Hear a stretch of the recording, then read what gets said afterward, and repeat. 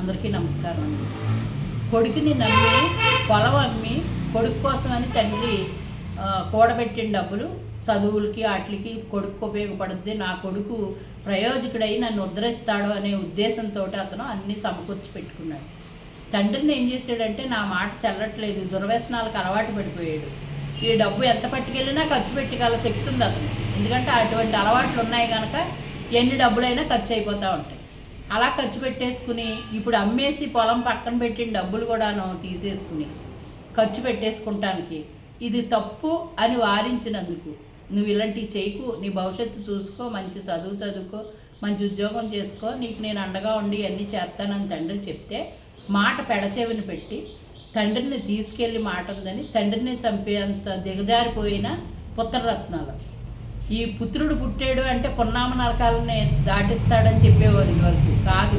పున్నామ నరకం అనేది తల్లిదండ్రులు బతికుండగానే బిడ్డలో ఇంకా యుక్త వయసు రాకుండానే వీళ్ళకి నరకం ఏంటో ఇక్కడే చూపిస్తున్నారు. ఎంత దుర్మార్గమో చూడండి. తండ్రి ఏమో కొడుకు గురించి పాటుపడి ఆస్తులు అమ్ముకుని ప్రయోజకుని చేద్దామని ప్రయత్నంలో ఉన్నాడు. కొడుకేమో నా అడ్డదారులకు అడ్డొస్తున్నాడు, తండ్రిని చంపేస్తే వదిలిపోద్ది అనేసి చంపేసాడు.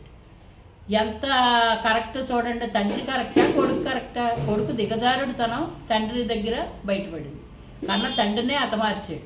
అంటే రేపొద్దున్న ఇతనికి భవిష్యత్తు ఉండదో, జైల్లో ఉన్న చీకటి జీవితం అనుభవించవలసిన పరిస్థితి తెచ్చుకున్నాడు. కన్న తండ్రి రక్తం పంచుకు పుట్టాడు, ఎన్నో రాత్రులు నిద్ర లేకుండా వాళ్ళ కడుపు కట్టుకుని వాళ్ళని పెంచారు. ఈ బిడ్డల కోసం వాళ్ళు ఎన్నో కష్టాలు పడతారు. వీడు చేసింది ఏంటి? తండ్రిని పనుంది బయటికి రమ్మని తీసుకెళ్ళి తండ్రిని చంపేసేది. ఇటువంటి రకంగా తయారైపోయారు. ఇప్పుడు బిడ్డలను కూడా నమ్మాలంటే భయమేస్తుంది, బిడ్డలను పెంచాలన్నా భయమేస్తుంది.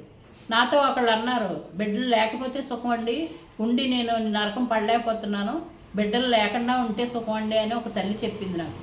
అంటే ఆవిడ మనసులో ఎంతో బాధ ఉంటేనే కదా అలా చెప్పింది. వీళ్ళు చేసే పనులు ఏవో వంకర పనులు ఉండబట్టే కదండి. అంటే అటువంటి రకంగా క్షోభ పెడుతున్నారు తల్లిదండ్రులని. ఈ క్షోభ నుంచి ఎప్పుడు గట్టెక్కుతారు తల్లిదండ్రులు, ఎప్పుడు సుఖపడతారో నాకైతే తెలియదు. కానీ సొసైటీకి వీళ్ళ మెసేజ్లు ఏ రకంగా ఇస్తున్నారంటే, ఎలా చంపాలో చెప్తున్నారో, ఎలా దొంగతనం చెయ్యాలో చెప్తున్నారో, ఎలాగ వ్యభిచారం చెయ్యాలో చెప్తున్నారు. ఇటువంటివన్నీ కూడా వీటి ద్వారా నేర్చుకునే పరిస్థితికి వచ్చేసారు జనాలు. దీని నుంచి తప్పుకోవాలంటే భక్తి మార్గంలోకి వెళ్ళాలి, మనసు ప్రశాంతంగా పెట్టుకోవాలి, దుర్వ్యసనాలకి బానిసలు కాకుండా చూడాలి పిల్లల్ని. ఏ రకంగా చూస్తారు?